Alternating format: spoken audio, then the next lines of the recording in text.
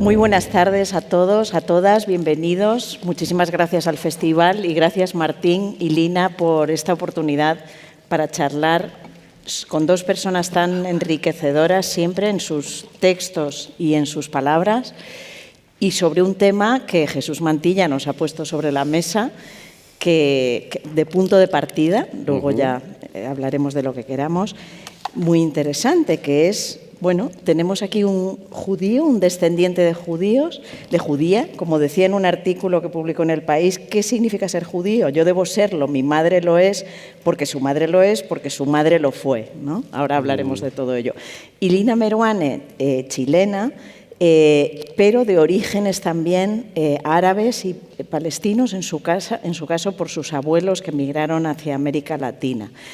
Entonces, bueno, tenemos a dos personas que son Martín, escritor, hincha del Boca Juniors, como dice, Lina, escritora, mujer, es decir, sus identidades están conformadas por muchísimos aspectos, pero también por uno importante que hoy está muy por desgracia por actualidad, que es el ser judío y ser palestina también como parte de vuestras identidades. Esto es en lo que respecta a las identidades. Evidentemente de sus obras también vamos a intentar hablar y no voy a extenderme porque estoy segura de que los conocéis, pero bueno, destacaré 3, 4 obras de cada uno que son imprescindibles e impresionantes. Martín es el rey, uno de los mejores cronistas de la realidad latinoamericana y mundial, porque tiene obras como El hambre, que abarca este terrible acontecimiento, el hambre en todo el mundo, o obras más argentinas como El interior. Tiene Ñamérica, por ejemplo, sobre todo las identidades también de América Latina. Lina Meruane recientemente tiene un libro llamado Palestina en pedazos, reflexiona sobre ello. Antes ha tenido libros donde se mezclan temáticas de la enfermedad, de la maternidad, de la pura existencia, como Sangre en el ojo, Fruta podrida, más recientemente el libro de relatos Avidez. Pero bueno, vamos al tema que nos ocupa. Yo os quiero preguntar qué significa para vosotros ser judío, ser palestina dentro de este contexto. Lina, ¿quieres arrancar tú? Quería que arrancáramos con Martín, porque quiero entender cuál es su lado judío. Martín. Entonces, bueno, yo también querría entenderlo. Si quieres hacemos Claro, sí. Nos lo preguntamos. No, yo me venía también un poco riendo porque, bueno, hemos hablado bastantes veces tú y yo y nunca supimos esas veces ni que tú eras palestina ni que yo era judío. Exacto. Es decir, o sea que se ve que se ve que estas cosas no son, como decía Berna hace un ratito, lo central de nuestras identidades, ¿no? O sea, no han entrado en juego. Lo que pasa es que, bueno, yo me llamo Caparrós, en general, pero me pasó algo paradójico que me da gusto, que es que al venir a vivir a la tierra de mi padre, tuve que empezar a usar el nombre de mi madre. En Argentina las personas se llaman con un solo apellido. En cambio aquí se llaman con dos, cosa que me parece mucho más justo. Y, bueno, aquí había nacido mi padre, Caparrós, pero aquí tuve que empezar a llamarme Caparrós Rosenberg, que es el apellido de mi madre, hija de judíos polacos. Su abuela, mi bisabuela Gustava, fue asesinada en Treblinka, quiero decir, gente del gueto de Varsovia. Y ahí alguna gente empezó a ver que, bueno, que yo tenía un apellido judío por ahí. Mi judaísmo es muy escaso, o sea, hay algo que es bastante peculiar, si me permites termino con eso, en lo de supuestamente ser judío o en lo judío que uno puede ser, porque, bueno, mi mitad materna es judía, se supone que el judaísmo se transmite por vía materna, y entonces yo podría decir que sí, que soy judío. Mi mitad paterna es supuestamente católica, y el catolicismo se transmite muy bien por vía paterna. Entonces yo podría decir que soy católico, pero yo soy absolutamente ateo, mis padres lo eran, mis abuelos casi también, o sea, no tenemos ninguna tradición religiosa. Y por eso supongo que yo no diría nunca que soy católico. En cambio, careciendo de la misma tradición religiosa del otro lado, parece que sí digo que soy judío, lo cual crea un desequilibrio raro, ¿no? Quiero decir, ¿cómo se transmite? ¿Qué es ser judío? Si no es ser parte de una religión, como habría sido el ser católico, ¿no? Es más bien como reconocerse o encontrarse en alguna historia, en alguna tradición, en alguna literatura, en alguna desgracia. Pero no más que eso, quiero decir, yo nunca en mi vida una vez celebré en Nueva York una fiesta judía porque me invitaron. Y entonces preguntaron por qué comen amargo en Pesach, que yo no tenía ni idea. Quiero decir, mi judaísmo consiste en eso, en tener una tradición que me gusta tener, así como me gusta tener la tradición andaluza de mi abuelo Caparrós, quiero decir, ¿no?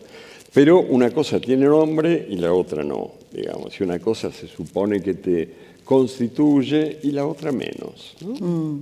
Pero, y ahora vamos a Lina, tal vez esa herencia católica, aunque no seas religioso, sí te hace pertenecer a una cultura cristiana en la que todos los que descendemos de ahí sí formamos parte de una cultura cristiana, lo queramos o no, ¿no? Sí, pero fíjate que yo eso lo sintetizaría diciendo que es mi herencia española. No dirías mi herencia cristiana. Es mi herencia española. No tengo nada que ver con el cristianismo, qué sé yo, noruego. ¿Sabes? Claro. En cambio sí con lo español, por supuesto. Mi padre nació aquí, vivió aquí hasta sus 20 años. Yo creo que en eso es donde está la gran diferencia, que tiene que ver con un dato central, que es que Israel, digamos, no Israel, el judaísmo tuvo como singularidad a lo largo de la historia algo de lo cual yo siempre había estado muy orgulloso, que es no tener Estado. O sea, no hubo durante la mayor parte de la historia del judaísmo un Estado judío. Y eso de algún modo nos impidió hacer todos los desastres que hacen los estados. Quiero decir, no se metían en guerras, no mataban, no encarcelaban, no explotaban, etcétera, etcétera.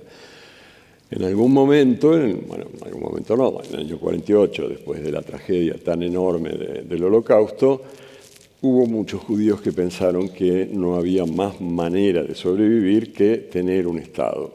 Y ahí empezaron a hacer las mismas cagadas que hacen todos los estados. Es decir, perdieron la originalidad, la singularidad que habían tenido durante 2000 años, justamente, de no ser un Estado y por lo tanto no meterse en todas esas cosas, a cambio de ganar la seguridad, supuesta seguridad de que no iba a venir otro holocausto, ¿no?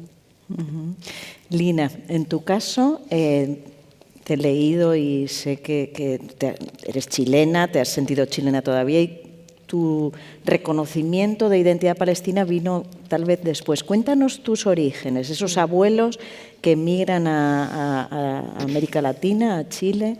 ¿Cómo despiertas a esa identidad? Sí. Palestina, creo. No, chilestina, creo que decís, ¿no? Chilestina. Sí. Bueno, eso es un invento que me gusta.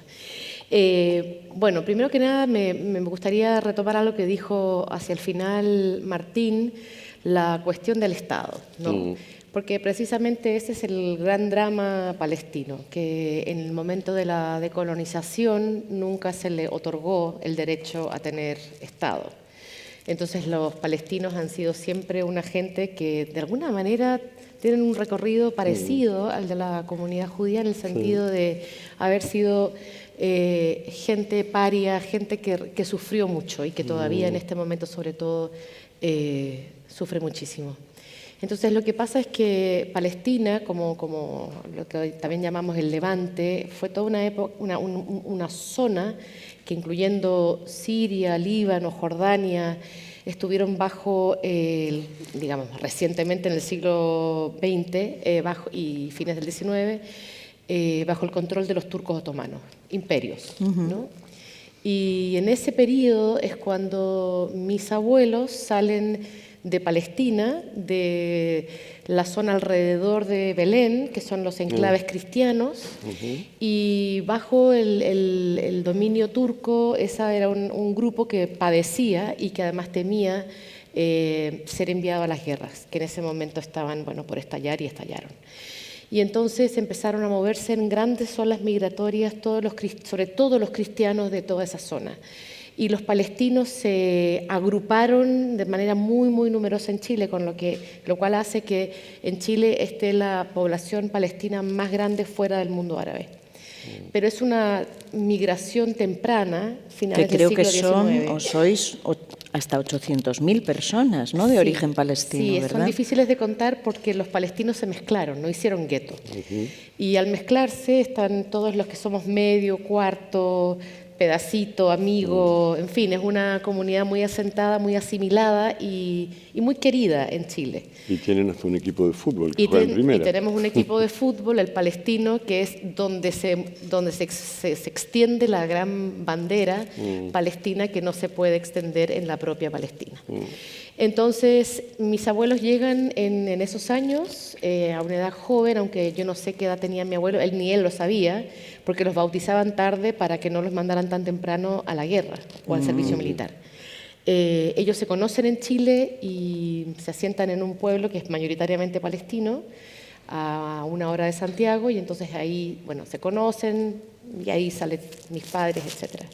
Lo que pasa es que es una comunidad que se asimiló por fuerza, porque el mandato de la construcción nacional lo exigía no solamente a los palestinos, a los judíos, a los alemanes, a los croatas, a los italianos, a toda la gente que emigró, que no fueron solamente árabes.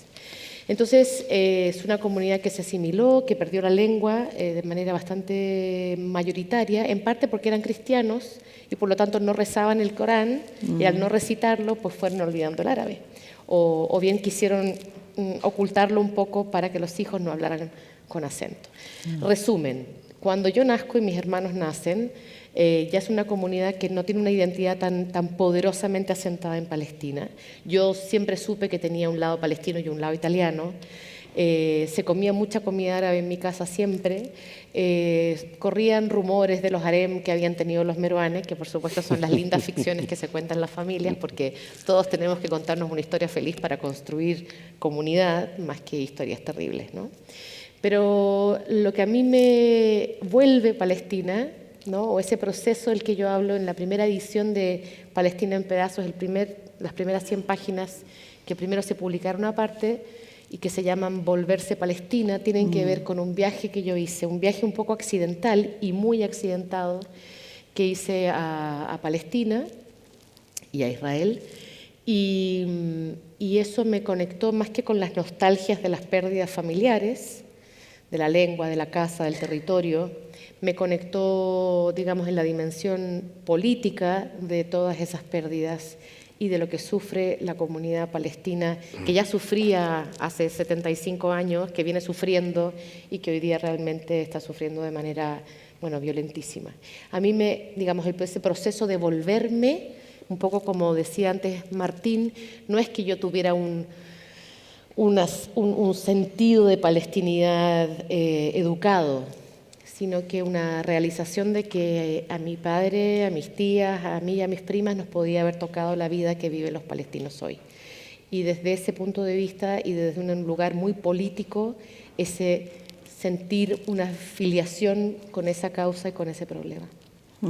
Hay algo que quería retomar muy breve con lo que decías, Lina, que es que yo me dejé en el tintero, que es que venimos de países que en principio intentaron esto que tú llamabas como una especie de homogeneización nacional, no me acuerdo cuál fue la palabra que usaste. Asimilación. Asimilación.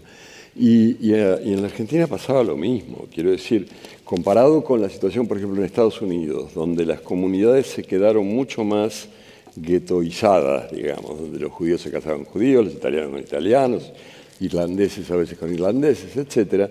En la Argentina, sin duda, y creo que también en Chile, se mezclaban todos. Quiero decir, hay algo que nosotros llamamos habitualmente café con leche, que es un hijo de un judío y un no judío, una judía y un no judío, lo que sea, que es muy común. Quiero decir, muchos de mis amigos son café con leche, porque simplemente era gente que no se percibía como de uno u otro lugar, se mezclaban, o sea, eran argentinos más o menos nuevos y lo que hacían era otra camada de argentinos, no de originarios de tal lugar que vivían lejos de su tierra. No había esa idea de destierro, digamos, que podría haber mantenido más vivo cierta identidad pasada, ¿no? Y sin embargo yo tengo la percepción de que en la generación nuestra, o sea, o la siguiente tal vez más, hay un deseo por revisitar los lugares de los orígenes y buscar una cierta conexión con un lugar que nos haga un poco diferente. Sí, es como una contra-homogeneización. Yo no sé si tiene que ver con esto de que este mandato de homogeneidad que ahora reaparece, digamos, estuvo en el proyecto nacional y que reaparece con las nociones de globalización, ese tipo de homogeneidad, y que de pronto mucha gente tiene una cierta añoranza de otro tipo, ¿no? Más nostálgica por ese lugar del que salieron los abuelos, ese pueblo perdido, quién sabe dónde. Y en este sentido, a ambos, el conflicto que lleva desde hace décadas, pero que desde la guerra de Gaza se ha exacerbado de una forma tan virulenta y violenta, ¿hasta qué punto os ha hecho no cambiar la mirada, pero ha agitado vuestra mirada desde vuestros orígenes a este conflicto? Martín. Mira, cuando hablabas de la generación que retoma su idea de origen, pensaba en algo que no debe ser muy significativo, pero que toda la generación de las hijas de mi abuelo, que son 3, mi madre y sus 2 hermanas, nunca fueron a Israel. Nunca les interesó y fueron a Polonia hace muy poquito a ver cómo era. Y yo, en cambio, fui a Israel por primera vez en el año 86, si no recuerdo mal. En realidad era porque quería ir a Egipto, porque siempre había querido ver, no sé, los faraones y las pirámides. Pero bueno, como Israel estaba al lado, dije, voy. Fui a Jerusalén, estuve unos días. Jerusalén es una ciudad maravillosa. Pasaba algo que hace unos días recordábamos con un amigo, que es que mi hotel estaba en la parte vieja y pasaba todos los días por delante del muro de los Lamentos, o el muro occidental, como quiera que eso se llame, lo que había quedado del templo de Salomón cuando los destruyeron los romanos hace 2000 años, que es el lugar como más, más sagrado de los egipcios, de los judíos, y que está separado de la calle por una especie de murito. Después viene como un largo espacio y, o sea, para llegar hasta el muro tienes que entrar y pasar por un lugar donde te pide que te pongas una kipá, un sombrerito de estos. Y yo pasaba todos los días por ahí cuando salía del hotel y no entraba, porque me daba como culpa. Yo decía, tantas generaciones de ancestros se deben haber saludado con ese saludo ritual judío del año que viene en Jerusalén, porque era como el deseo de volver alguna vez, bla, bla, bla, que me parece totalmente injusto que el que pueda hacerlo sea yo, a quien no le importa nada, ¿no? Y entonces pasaba y pasaba, hasta que el último día dije, bueno, voy a entrar, voy a ver. Y entonces entré, me puse la kipá, hice lo que tenía que hacer, llegué hasta el muro, le expliqué a Dios por qué no podía creer en él de ninguna manera y me volví. Y me di por hecho. Pero en ese momento, con respecto a la cuestión política, yo tenía una sensación muy rara, porque escuchaba a israelíes y escuchaba a palestinos y todos me parecía que tenían razón. Era un horror, o sea, no conseguía nada, como decidir cuál me parecía que tuviera más justicia en sus reclamos y demás. Pero esto fue hace 40 años. Después volví, o casi, la última vez que estuve en ese territorio fue hace 6 años, yo creo, 7, poco antes de la pandemia, escribiendo un reportaje que se publicó en El País, armado por Médicos Sin Fronteras, sobre los trabajos que tienen Médicos Sin Fronteras, los consultorios más o menos psicológicos y psiquiátricos que tienen Médicos Sin Fronteras en las zonas palestinas para atender a las víctimas del maltrato israelí. O sea, la última vez que estuve lo vi, o sea, con una perspectiva totalmente distinta. Y ahora mismo, bueno, me da una vergüenza extraordinaria lo que hace Israel, una vergüenza y un no sé, como odio, ¿no?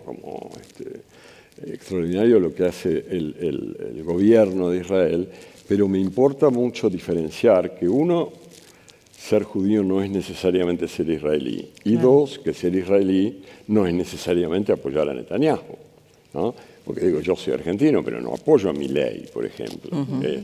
Entonces, que se pueda por lo menos hacer esa diferencia.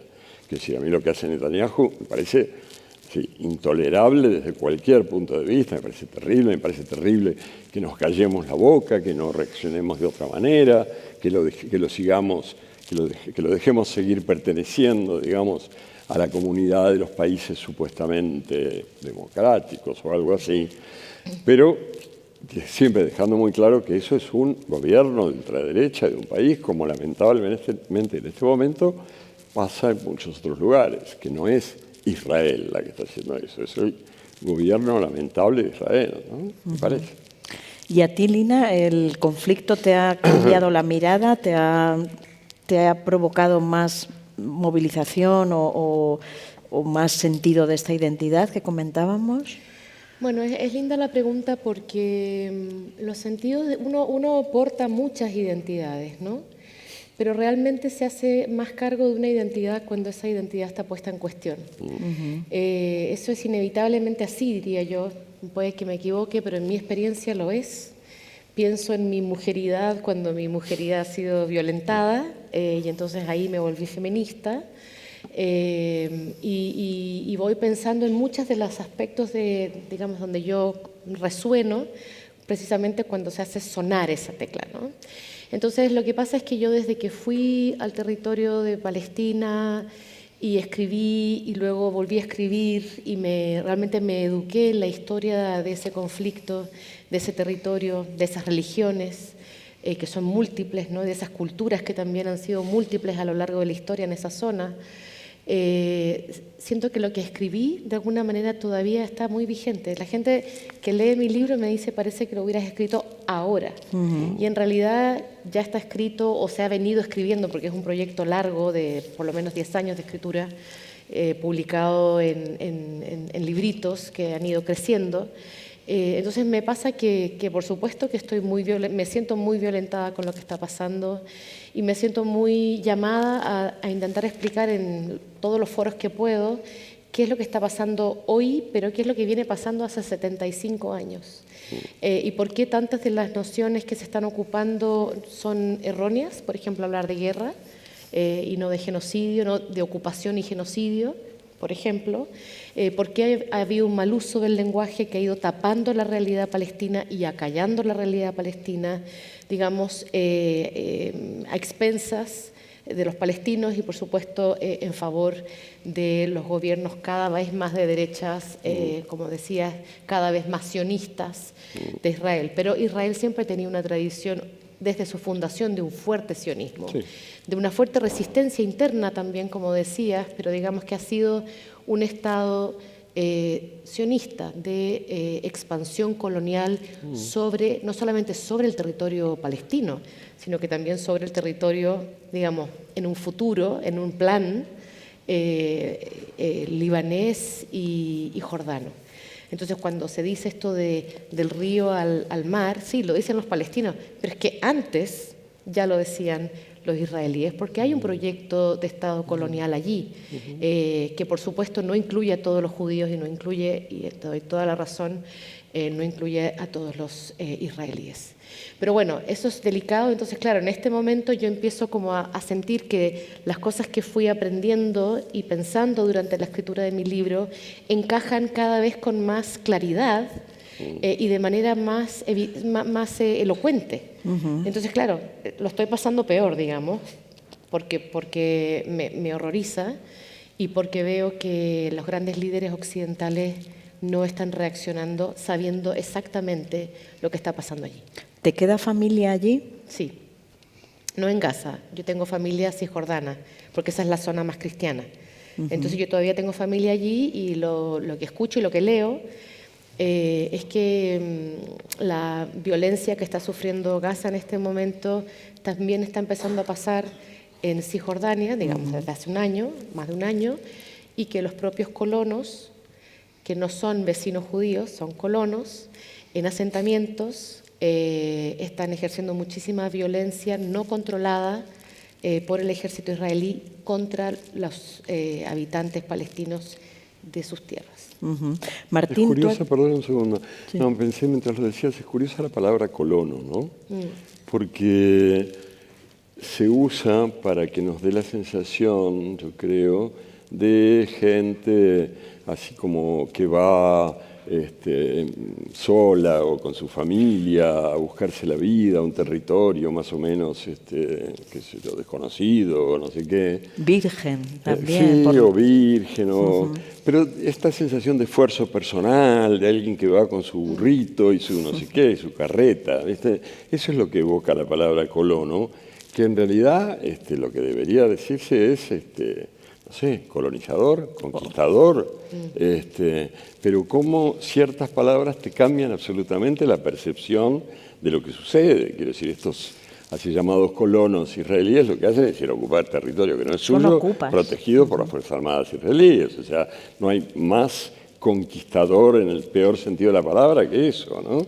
Lo que me parece muy interesante de esto es que aún así yo creo que hay conciencia de que colono tiene cierto impacto, porque ellos se llaman a sí mismos vecinos judíos. Y entonces en la contraparte ha empezado a hablar de esa forma de colonialismo de asentamiento, lo cual es una redundancia. Es una redundancia, pero también es un énfasis. Pero es curioso que la palabra colono no remita a la idea de colonialismo. ¿Tú crees que no? Yo creo que no. A mí, te digo, me hace pensar mucho más en el tipo con el burrito que va ahí con la carreta. Por la mitología americana, seguramente, de Estados Unidos. Que era bastante colonial también, porque se cargaron a los indios americanos, pero... Sí, también. Pero incluso en Argentina, cuando iban y ocupaban ciertas zonas pampeanas o patagónicas o así, uno pensaba en colonos y pensaba en eso, en alguien que se buscaba la vida, pobrecito, solo, qué sé yo. Claro, mentira, siempre fue mentira. Parte de la ocupación. Igual es que las resonancias de las palabras varían tanto, ¿no? Sí, obviamente. Es verdad. Obviamente. Depende de la experiencia que uno tiene con esa palabra. Pero bueno, creo que por eso se ha agregado en lo de asentamiento para reforzar y para enfatizar, ¿no? Martín, tú has dicho... Yo soy judío, pero no soy israelí y mucho menos eres seguidor de Netanyahu. Pero ¿ves antisemitismo? ¿Sientes el antisemitismo o al menos lo observas? ¿Qué opinas de eso? ¿En general? En nuestra sociedad. Bueno, en España sin duda, pero es un antisemitismo por default, así muy casi como bon enfant, o sea, un antisemitismo no violento, digamos. Son 500 años de decir que los judíos son, o 500 o 1000 de decir que los judíos son, no sé, avaros, taimados, etcétera, etcétera. Todavía hay una acepción del diccionario de la Real Academia que es esa, bajo la palabra judío, ¿no? Entonces es como un antisemitismo, ¿cómo decirlo? Casi fatal y no muy activo, pero que está, se da por hecho, digamos. Y hacer una judiada es hacer algo malo. Y el otro día me contaban que en León, que era en la provincia de León, salir de copas en no sé qué fiestas, salir a matar judíos, qué sé yo. Son tonterías que van quedando ahí como arrumbadas en la cultura, porque tuvieron un lugar, ¿no? Y está la otra vertiente del asunto, que es que evidentemente frente a un país que está matando gente sin parar, o sea, y con una impunidad y una brutalidad extraordinarias, bueno, a mucha gente le cuesta hacer la distinción entre el gobierno ultraderechista de Netanyahu y los judíos. Entonces les resulta fácil decir, estos judíos están matando a todo el mundo, son unos asesinos, no sé qué. Bueno, no es difícil hacer ese salto dialéctico y por lo tanto eso yo creo que ha aumentado el antisemitismo en muchos lugares, ¿no? Y tú, Lina, y luego ya pasamos a otros temas de vuestra literatura, ¿has sentido exclusión o represión por tu identidad en parte palestina, en tus viajes, en Estados Unidos, en Israel al llegar? ¿Has sentido...? Bueno, en Israel sin duda, eso está contado en mi libro, mi primera llegada a Israel, digamos lo violento que fue para mí ser reconocida como palestina. También en parte le debo mi volverme a Palestina a la propia policía israelí, ¿no? que me lo recordó y me lo hizo pagar. Pero ¿En qué digamos sentido? que en el sentido de un interrogatorio muy fuerte, quitarme todas mis pertenencias, parar el avión cuando iba saliendo, volver a quitarme mi pasaporte, o sea, una suerte de... Estuve 5 horas en una pieza pequeña, me interrogaron muchísimas veces, o sea, como una sospechosa palestina. De esto hablo largamente en mi propio libro, pero más allá de eso, que fue el año 2012 y que ha ocurrido de manera más leve en posteriores viajes, más bien lo que me ha alertado mucho sobre la cuestión palestina es vivir en Estados Unidos 20 años. Cuando yo llegué a Estados Unidos fue justo el mes antes del ataque a las Torres Gemelas, y yo estaba viendo la televisión mientras caían las torres, literal, y fue muy interesante ver cómo la televisión estadounidense producía su propio juicio sobre quiénes habían atacado las torres.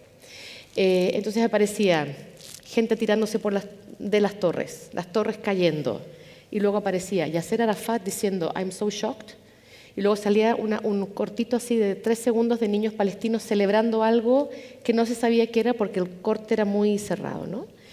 Y entonces esto se repetía y se repetía, y yo de pronto dije, o sea que aquí la culpa es de los palestinos. Ahí hubo un aumento de la islamofobia, porque además se piensa que todos los palestinos somos musulmanes y que todos los musulmanes son terroristas, ¿no? Y entonces, claro, esa cuestión es muy fuerte, es muy presente en Estados Unidos. Pero en esta circunstancia particular, lo que está pasando, y sobre todo en el contexto universitario, ha sido verdaderamente feroz, porque Estados Unidos, que se precia de ser un país que defiende constitucionalmente la libertad de expresión, ha prohibido palabras.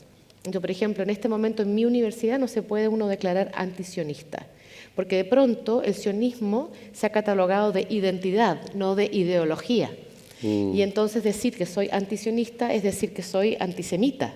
Y eso, dentro del contexto universitario, es muy grave, porque realmente es no entender nada. Y se ha prohibido usar esa palabra en la universidad. Y se han cancelado las manifestaciones. ¿De qué universidad estamos hablando? Estamos hablando de la Universidad de Nueva York, pero no es la única, porque recordemos que hubo un interrogatorio del Congreso, de la Casa de Representantes, a muchos presidentes de universidades, y entre esos presidentes varios perdieron la cabeza, por así decir. Sí.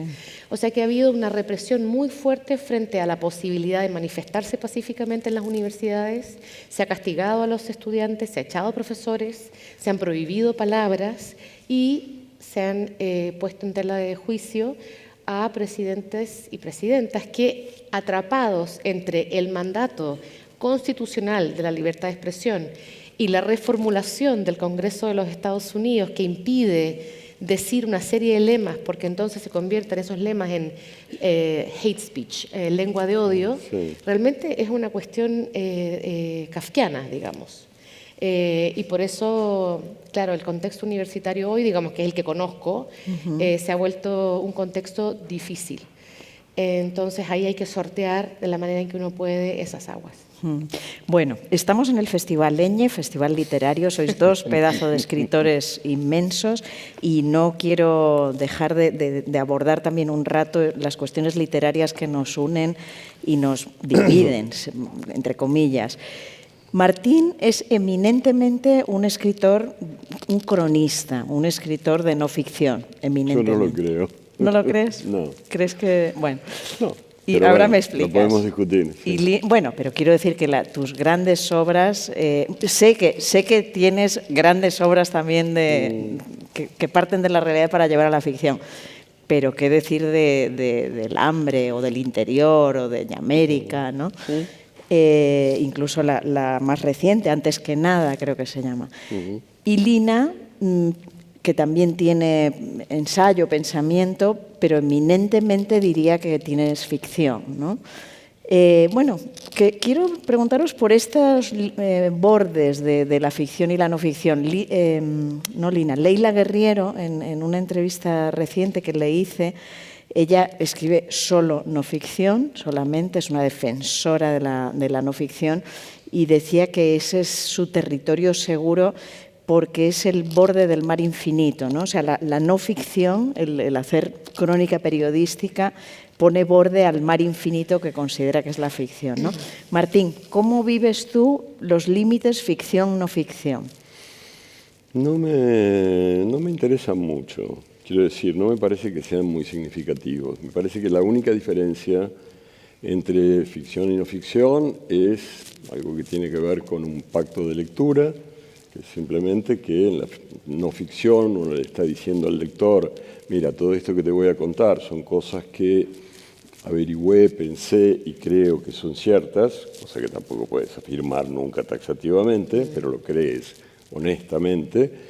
Y en la ficción el pacto de lectura es, bueno, esto que te voy a contar son cosas que pueden haber sucedido o no, pero no es eso lo que importa.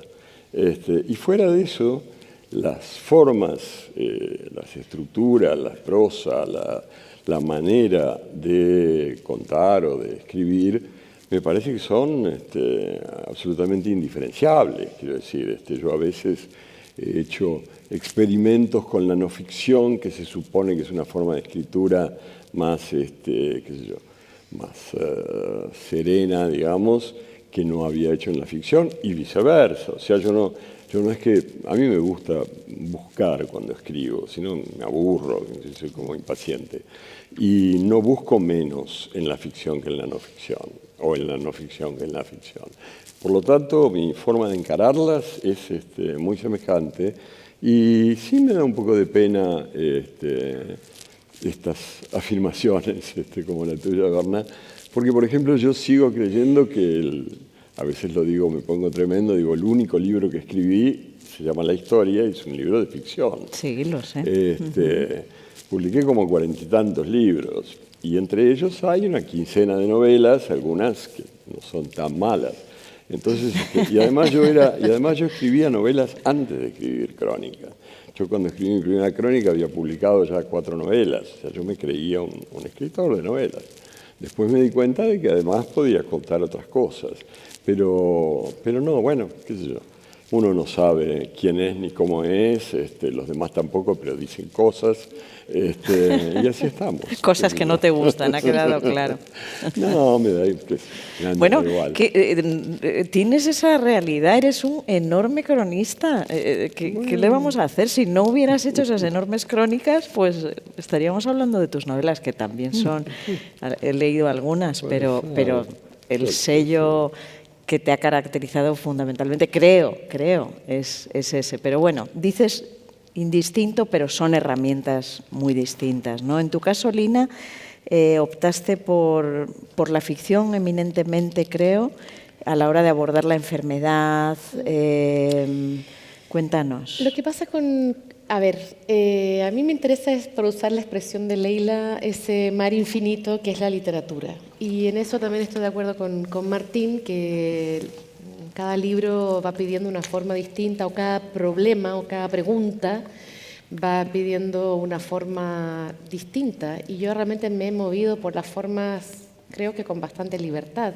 De hecho, tú decías la enfermedad, sí, lo que primero escribí sobre la enfermedad es un ensayo, que es sobre el SIDA, se llama Viajes Virales, o sea que... Pero desde el inicio de mi escritura siempre he estado en ese, como en la tarima frente al mar, a veces tirándome al mar y a veces recogiéndome un poco en la no ficción, en el ensayo, en el pensamiento. O sea que me interesa justo ese lugar donde se conectan, donde se exploran todas las posibilidades y recursos del lenguaje. Entonces, por ejemplo, yo ahora acabo de escribir un libro que se llama Coloquio de las Quiltras, y es un ensayo, pero es un ensayo ficción, porque el soporte son unas perras que están hablando de cosas como muy contemporáneas sobre los feminismos. Entonces, ahí hay como un usar la literatura en su infinidad de recursos para cada libro y para que cada libro sea lo mejor que yo pueda. O sea que... Es verdad que empecé con la ficción, pero realmente en este momento tengo casi tantos libros de no ficción como de ficción. ¿Y sabes definir cómo eliges una u otra forma? Sí. He llegado a una fórmula, porque esto me lo han preguntado muchas veces, que he llegado a una fórmula para pensar dónde pongo cada libro en mi estantería, por así decir. O sea, lo que siempre pienso es, cuando escribo ficción, sigo mis personajes. Cuando escribo crónica, me sigo a mí misma. Y cuando escribo ensayo, sigo una idea. Y con eso, más o menos, digamos, es un brochazo grueso, pero me ayuda a pensar dónde pongo cada libro. Interesante. ¿Tú, Martín, sabes decir cómo definir, cómo eliges? No, porque no es que se me ocurra un tema o una idea o una cuestión y entonces decida si voy a hacer con eso una novela o una crónica o un ensayito o lo que sea. Simplemente se me ocurre ya el tema o lo que sea con su formato. Quiero decir, se me ocurre, bueno, escribir sobre tal cosa. Eso es claramente, digo, a ver, no sé, no habría escrito una novela sobre el hambre. Si me ocurrió escribir sobre el hambre, era obvio que lo que quería hacer era... pero al mismo tiempo hay veces que se me ocurren cosas que no son tan claramente clasificables. Que yo ahora en estos días estoy terminando un librito raro que se llama Enciclopedia del Adiós, que es así como borgiano chasco, como decía Laiseca, borgiano mal. Pero es eso, es una enciclopedia. Es una enciclopedia con artículos, cada artículo es una palabra, todos relacionados con distintas formas del adiós. Dentro de eso hay ensayo, un poquito, sí. Hay poemas, hay historias, algunas de las cuales son ciertas, otras no. Hay autores, algunos de los cuales son ciertos y otros no. ¿Qué es eso? Digo, y la verdad que cada vez me gusta más esos libros que ponen en problemas a los libreros que no saben dónde ponerlos. Creo que eso es el desideratum de la literatura contemporánea, que el librero no sepa en qué sección tiene que poner este libro. Sí, el problema es cuando te ponen en autoayuda, ponte. Y ahí sí, pasan cosas horribles. Pasó una amiga no, mía, seguro, digo. pasan cosas horribles. Pero es el precio de la... Sí. Es el riesgo que hay que tomar. Eso lo sufrimos todos, ¿no? A mí me ha pasado también, pues eso, negra, no negra, criminal, narrativa, biografía, arte, sí. Entonces, me acuerdo en mi último ensayo, mi único y último libro, que es un ensayo sobre Goya, y el editor me decía, es que si lo ponemos en arte, no, hay que ponerlo en biografías, pero no todas las librerías tienen etiqueta de biografías. Bueno, ¿qué es lo que le pasó a tu amiga? Nada, que escribió un libro muy bello sobre su hija con síndrome de Down y se lo pusieron en autoayuda. Y es un libro literario muy bello. Entonces, bueno, en fin, cosas que pasan. Bueno, tenemos que irnos despidiendo. Yo quiero que habléis un poco de vuestros últimos proyectos. Bueno, ya lo estáis haciendo un poco, pero tu último libro, Martín, es Antes que nada, en el que narras tu vida, incluida tu enfermedad reciente. Cuéntanos un poquito. Es un libro raro. Bueno, me gustaría poder decir eso de todos, pero no, de todos mis libros. Claro que sí. Pero no siempre puedo sostenerlo. En este caso es más claro para mí que es un libro raro porque es uno de los pocos libros, si no el único, que me pareció que necesitaba escribir. O sea, muchas veces he tenido muchos proyectos que me interesaron mucho, que me entusiasmaban, que me excitaban, pero este lo necesitaba. O sea, cuando me diagnosticaron una enfermedad que no te da mucho tiempo de vida, nada, me dieron ganas de recorrer, volver a mirar esa vida, ¿no? De ver qué había sido, qué había hecho. Y lo empecé a escribir sin pensar en publicarlo. O sea, lo empecé a escribir porque quería hacer ese recorrido, ¿no? Y de hecho lo terminé. El libro es por un lado mis memorias, digamos, que es un género que yo detestaba, básicamente porque siempre me pareció que es ¿cómo decirlo? Es de una vanidad insoportable pensar que lo que a uno le pasó en la vida le puede interesar a alguien. Es decir, ¿por qué te va a interesar?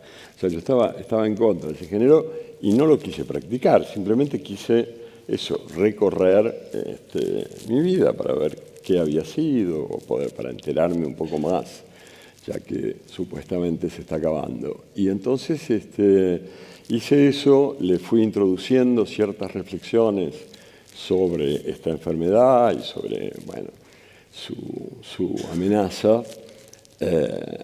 Y eso también me resultó algo muy distinto de lo habitual, porque me daba cuenta de que mientras escribía esos pequeños capítulos que van separando los capítulos largos, digamos, de las memorias, eso me permitía tener conmigo un diálogo sobre mi enfermedad, sobre la muerte y demás, que no tenía de otra manera. Y yo nunca creí en el poder catártico de la literatura, ese tipo de cosas, pero en este caso de algún modo lo fue, porque eran cosas que yo no les decía a otros, no me decía a mí, y el único lugar donde estaban dichas y donde soportaba expresarlas era allí. Entonces me servía mucho para tener un espacio donde debatir conmigo mismo todo esto que estaba pasando, ¿no? Y bueno, y al final lo terminé y lo dejé unos meses, no pensaba publicarlo. Al final, después de esos meses, se me ocurrió, en realidad en muchos momentos lo pensé y estaba escrito y todavía algún resto le queda, como un libro póstumo, o sea, lo pensé como un libro que se publicaría después de mi muerte. Y en un momento se me pasó eso, dije, bueno, no, prefiero publicarlo vivo. Y por eso decidí hacerlo, pero realmente no tenía la idea de eso, de escribir para la publicación ni nada que se le pareciera. Es un libro raro. Pues nos alegramos muchísimo de que lo hayas publicado, escrito, publicado, que hayas roto ese miedo a la vanidad y que lo hayas publicado. Y yo creo que tenemos que acabar. Lina, tú ya nos has dicho tu reciente obra, no sé si quieres añadir alguna cosita más. No, la verdad es que creo que nos quedamos más poderosamente con lo que dijo Martín. Martín Caparrós. Sí. Pues muchísimas gracias a los dos. Lina, Martín, nos quedamos con vuestras reflexiones, con vuestros libros. Seguiremos leyéndos. Ojalá tengamos muchos libros más. Muchísimas gracias a todos, a todas. Gracias. Gracias.